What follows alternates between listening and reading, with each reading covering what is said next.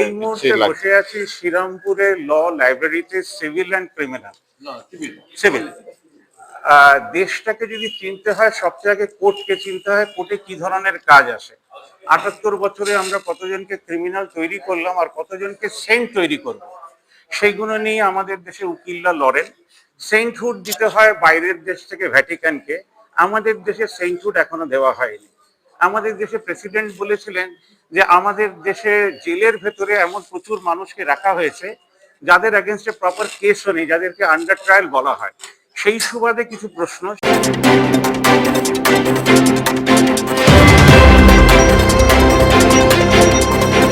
শ্রীরাম, তাহলে কি digital platform is a West in India? মানে কোর্টে কি ডিজিটাল প্ল্যাটফর্মের কোনো ব্যবহার নেই? দেখুন, সেই ওই জায়গাটাতে যেতে গেলে আপনার সেই ইনফ্রাস্ট্রাকচারটা নেই। এখানে অনেক আছে, যেমন ডাইরেক্ট ট্রায়াল এখন যেটা হয়ে গেছে, যে হাইকোর্টের যেতে সমস্ত জায়গায় ক্যামেরা ফিট হয়ে আছে, কিন্তু সেগুলো তো ইনফ্রাস্ট্রাকচার নেই, সেগুলো হচ্ছে না।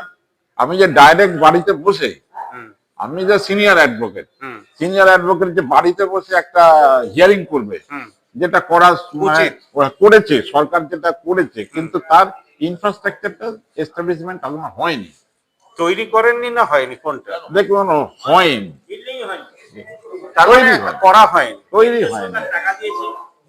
হয়নি। এবং এই মুহূর্তে, আচ্ছা এক সেকেন্ড,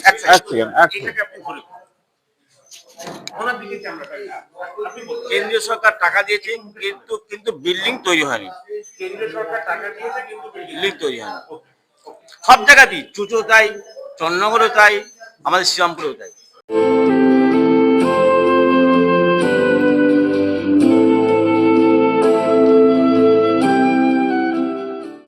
কোর্টে কি ধরনের সিভিল কেস আছে ম্যাক্সিমাম, সেটা নিয়ে যদি দুটো কথা বলেন। তার আগে আপনার নামটা জানতে চাই। আমার নাম হচ্ছে শ্যামল কুমার দেব। আচ্ছা, আমার বাড়ি বদ্রিবাটি। আমি শ্রীরামপুর কোর্টে মেনলি প্র্যাকটিস করি। চিনচূড়া এবং চন্দননগরেও আমরা যাতায়াত আছে, অন্য কোর্টেও আরম্ভ আছে। এখানে মেন শ্যুটটা হয় বেশিরভাগ দেওয়ানি জমি জায়গা সংক্রান্ত বেশি, তারপর এভিকশন সংক্রান্ত বেশি। এভিকশন মানে উচ্ছেদের মকদ্দমা। ৭৮ বছর পরে উচ্ছেদ করতে হয়? হ্যাঁ, উচ্ছেদের টেনেন্সি আছে না। আচ্ছা, এই টেনেন্সি যেগুলো উচ্ছেদের মকদ্দমা, জমি জায়গা থেকে উচ্ছেদের নয়, সেটা বর্গা হয়। আর এখানে যেটা টেনেন্সি ভাড়াটে বা কোনো ল্যান্ড করেছে, সেইগুলোর ব্যাপারে, টেনেন্সি ব্যাপারেই মামলাটা হয়। বেশিরভাগ সিভিল ডিসপিউটটা এখানে হয়। ডিভোর্সটাও হয়, আমরা করি, কিন্তু ক্রিমিনাল সাইডে বেশি আমরা করি ডিভোর্স। যেমন বেশিরভাগই ডিভোর্সটা হয় আমাদের সাব জাজ কোর্টে, এই এডিজে কোর্টে। আমি খালি ইন্টারাপশন নেব। সনদ বাবু বেরিয়ে যাবেন, তো সনদ বাবুর ক্লিপটা লাগানো আছে। সনদ বাবু, আমি যেটা মেনলি জানতে চাইবো, আমাদের দেশে এখনো কোনো কোর্ট থেকে রেগুলারাইজ কোনো নিউজ চ্যানেল ট্রান্সমিট করেনি। এখানে সবচেয়ে বেশি কেস কি ধরনের আসে একটা মফস্বল টাউনে, এবং তার জাজমেন্ট দিতে কিরকম অ্যাভারেজ টাইম লাগে? আজকে আপনি তাড়াতাড়ি বেরিয়ে যাবেন, আপনার থেকে আমরা টাইমিং করে নেবো, তাহলে রেগুলার এসে এই ধরনেরই প্রশ্ন রাখবো। দেখুন, আপনার এখানে সবচেয়ে বড় সমস্যা হয়েছে যে এখানে কোর্টটা অকেশনালি মাঝে মধ্যেই আপনার ২-৩ বছর অন্তর অন্তর সব ট্রান্সফার হয়ে যায় জুডিশিয়াল অফিসাররা, এবং ম্যাক্সিমাম যে সমস্ত জায়গা থানাতে আমাদের এখানে যে জুরিসডিকশন আছে, যেমন আছে আপনার শ্রীরামপুরটা, আপনার শ্রীরামপুর সাব ডিভিশনের ভেতর উত্তরপাড়া থানা আছে, শ্রীরামপুর থানা আছে, চণ্ডীতলা থানা আছে, আর জাঙ্গিপাড়া থানা আছে। মানে ৪টে থানার কেসগুলো আপনাদের কাছে আছে। শ্রীরামপুর সাব ডিভিশন আছে, আর ডানকুনি আছে, ৫টা হলো, সরি, আর ডানকুনিটাও আছে।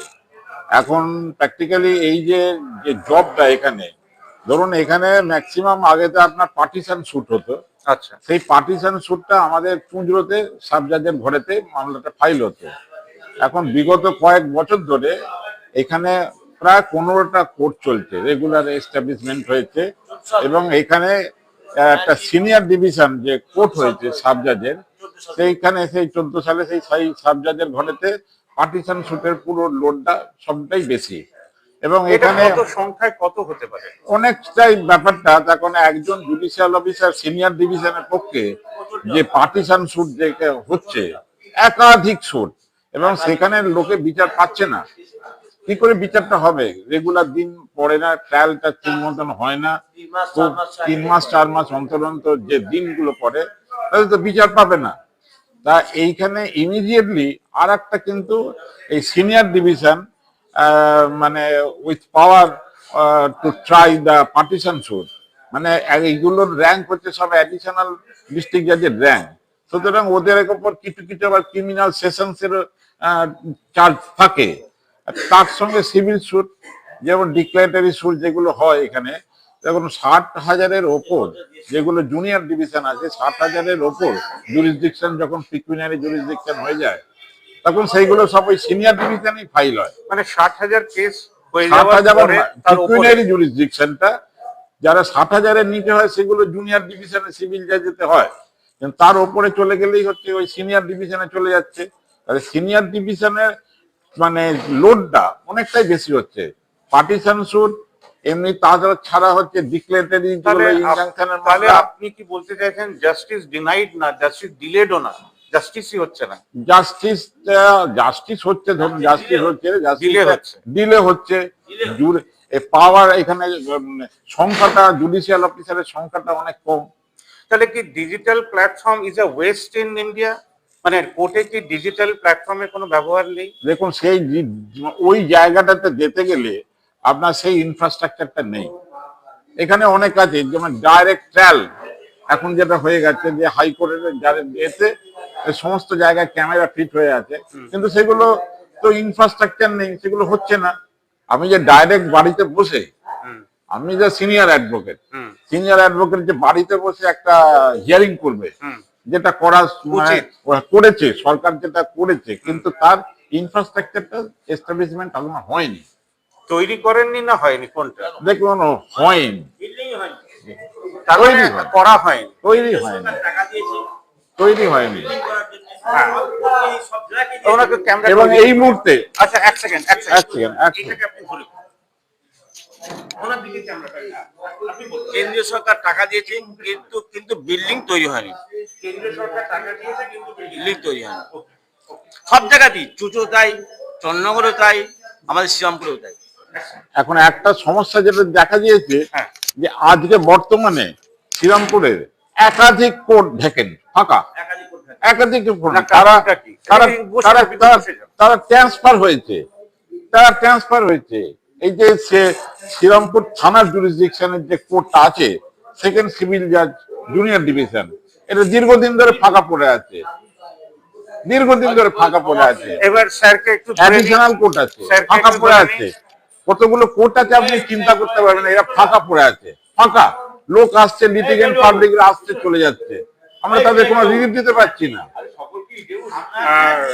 মানে ইয়ারলি সিনিয়র ডিভিশনে 2000 ডিসেম্বরে 25 ডিসেম্বর পর্যন্ত আমরা 782টা মামলা ফাইল হয়েছে। জনিতলা থানায় ফাইল হয়েছে আপনার বলে 623 ডিসেম্বরের 3 তারিখ পর্যন্ত, এবং 623টা মামলা ফাইল হয়েছে। তাহলে মামলার চাপটা কিন্তু অসংখ্য বেড়ে যাচ্ছে, কিন্তু স্টাফ নেই, জুডিশিয়াল অফিসার নেই। কিন্তু আপনারা তো আছেন, আমরা থাকলে তো হবে না। জুডিশিয়াল অফিসার না থাকলে বিচারটা কে করবে? আপনার নামটা? কুমার মাটি। আমি ওয়াইন্ড আপ করবো না, এটা শুরু, বিগিনিং অফ এ জার্নি। আমরা মহাশূন্যে ছিলাম। ভারতে যদি শূন্যের আবিষ্কার হয়ে থাকে তাহলে এরোপ্লেনটা ভারতীয় আবিষ্কার হতো, কিন্তু হয়নি। আমরা সত্যমেবে জয়তের সঙ্গে রয়েছি না মিথ্যামেবে জয়তের সঙ্গে রয়েছি, সেটা সময় বলবে। আচ্ছা, আরেকজন নতুন কাউকে পেয়েছে, ওনার নামটা জেনে নেবো। তাপস ঘোষ। তাপস বাবু, কিছুটা তো আমরা শুনলাম, আর আমরা চাইছি রেগুলারাইজ আমাদের চ্যানেল থেকে শ্রীরামপুরে কি ধরনের কেস আছে, কি ধরনের সমস্যা আপনারা ফেস করছেন, আর তার সমাধান কি। তো দেখলাম ডিজিটাল প্ল্যাটফর্মের এখন কোনো জায়গায় তৈরি হয়নি। তাহলে আমরা এত পিছিয়ে আছি কেন? অ্যামাজনে আমরা, গুগলে আমরা, চারিদিকে নাকি পৃথিবী জুড়ে ভারতীয়রা রয়েছে, তাহলে কোর্টে এসে শূন্য তারা কি করে হয়ে যায়? আমাদের এখানে ডিজিটাল করার মানে সব রকম ব্যবস্থা করছে, কিন্তু চালু এখনো হয়নি। মানে বিভিন্ন কোর্টে ডিজিটালটা হওয়াটা শুরু কবে থেকে হয়েছে? 2014, 2012, 2010 কবে থেকে? না, আরো অনেক পরেই হয়েছে। বছর 3-4 হলো এখানে ডিজিটালের করোনার পরে যেটা সেই সবগুলোর করোনার পরে থেকে।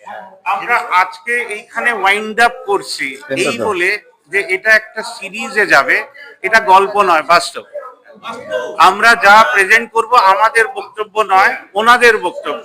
হ্যাঁ, যা স্টাফ দরকার সিনিয়র ডিভিশনে উনি যেটা বললেন, যা চাপ 3টে ক্লাব দরকার, শুট ক্লাব, সেখানে একটা ক্লাব সারাদিন সে যে কাজ করে কাজ শেষ করতে হবে। সনদ বাবুকে আগে আমরা ছাড়বো, কারণ ওনাকে একটা আপনাদের ফর ইউর ইনফরমেশন একটা বলছি, যে যেহেতু আমি রাজ্য সরকারের গভর্নমেন্ট লিডার এখন, এবং ম্যাক্সিমাম 90% আমি মামলা এখানে করি। এখন একটা হচ্ছে যে আগেতে সরকারি অফিসারদের বিরুদ্ধে, যেমন সেটেলমেন্টের বিরুদ্ধে, বিশেষত সেটেলমেন্টের বিরুদ্ধে একটা লোকের একটা ক্ষোভ বিক্ষোভ একটা চিরকাল ছিল, এবং তাদের বিরুদ্ধে একটা যেটা মানে বলা যায় যে দুর্নীতির একটা অ্যালিগেশনস একটা দিয়েই থাকতো। কিন্তু এটাও এখন কিন্তু বর্তমানে এখন কিন্তু দেখা যাচ্ছে যে খুব সৎ অফিসারের আমরা দেখা পাচ্ছি, এবং তাদের সঙ্গে আমি ডিল করি। এবং একটা জিনিস প্রবণতা হচ্ছে যে তাদের বিরুদ্ধে ক্রিমিনাল কেস করার প্রবণতাটা কিন্তু পাবলিকের এখন এসে গেছে। যদিও তাদের কেসে ক্রিমিনাল কেস করার তাদের কিন্তু রক্ষা কবচ কিন্তু সরকারি অফিসারদের দেয়া আছে। সুতরাং এখন ব্যাপারটা হচ্ছে কি, কেস ফাইল হলে একটা প্রি কগনিজেন্স নোটিশ যাচ্ছে। প্রি কগনিজেন্স নোটিশটা দিচ্ছে, ডাইরেক্ট এরা সমন ইস্যু করছে না কোর্ট, কিন্তু প্রি কগনিজেন্স নোটিশ গুলোকে আমরা হিয়ারিং করে সেগুলোকে আমাদের সেট অ্যাসাইড করাতে হচ্ছে। এই মামলাও এখন আমাকে করতে হচ্ছে। মানে যদি আমি ধরি যে 498 কেসে যেমন স্ত্রীরা স্বামীদের এগেইনস্টে ফলস কেসও করতেন, হ্যাঁ, এখন সেটাকে কিছুটা হলেও অ্যাভয়েড করা যাচ্ছে। এখন সিআর কেসে তো একটা হচ্ছে প্রি কগনিজেন্স নোটিশটা একটা কম্পালসরি করে দিয়েছে। আচ্ছা, মানে কমপ্লেন কেসটা সিআর কেস যেটা হতো সেটার কিন্তু সংখ্যাটা কমছে। আচ্ছা, সংখ্যাটা কমছে মানে কি, প্রি কগনিজেন্স নোটিশ করার পরে তো দেখতে পাচ্ছে যে এরা আদৌ কোনো অ্যাকিউজ নয় এরা। আর সরকারি অফিসে এটা তো হতো, কিন্তু সরকারি অফিসারদের বিরুদ্ধে করার মামলাটা এই প্রবণতাটা বেড়েছে। এইটা কি আমাদের দেশের চ্যানেলগুলোর ভুল খবরের জন্য বাড়ছে? এইগুলো দেখুন, এইগুলো প্রচারেরও দরকার আছে। দেখুন, আমি ভেরি রিসেন্টলি এক সেটেলমেন্ট অফিসারের বিরুদ্ধে প্রি কগনিজেন্স নোটিশ হয়েছিল, আমি ওটা হিয়ারিং করতে গেছিলাম, এবং সেখানে আমার কোর্টকে বলতে হয়েছিল যে আপনারা এইগুলো করছেন কি করে, কারণ 58 অফ দা আপনার ওয়েস্ট বেঙ্গল ল্যান্ড রিফর্মস অ্যাক্টে এই রক্ষা কবচ কিন্তু সরকারি অফিসারকে দেয়া আছে। আপনি তাদের বিরুদ্ধে কোনো প্রসিডিংস ড্রন আউট করতে পারবেন না। এবং হাইকোর্টের একাধিক রুলিং হয়েছে যে যেগুলো থেকে চার্জশিট পর্যন্ত স্কোয়াশ হয়ে গেছে হাইকোর্টেতে, কারণ ওই যে সেকশনে রক্ষা কবচ দিচ্ছে সরকারি অফিসারকে, সেই অনুসারে তো জুডিশিয়াল অফিসারকেও কাজ করতে হবে। এইগুলো অহেতুক কিন্তু তাদেরকে মানে কাজকর্ম সরকারি কাজ ছেড়ে দিয়ে কোর্টে দ্বারস্থ হচ্ছে, এবং আমাদের সাহায্য নিতে হচ্ছে। আমরা সরকারি আইনজীবী হিসেবে আমরা তাদেরকে ডিফেন্স করছি। এই প্রবণতাটা কিন্তু আগে ছিল না।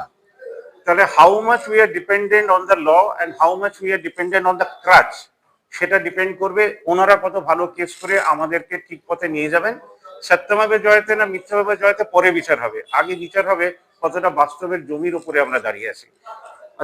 স্যারকে বলবো যে আমরা কন্টিনিউয়াস প্রসেসে শনিবার এসে বা রোববার এসে বা যেখানে সম্ভব হয় চেম্বারে এসে ডিফারেন্ট কেসেস গুলোকে নিয়ে আমরা একটু বিচার করে দেখবো যে কতটা সৎ পথে আমরা চলছি, আর ইন্ডিয়া আদৌ এই পথে চলে কোনো বিচার পাবে কিনা। আজকের মতন এতটাই। নমস্কার, ধন্যবাদ সবাই।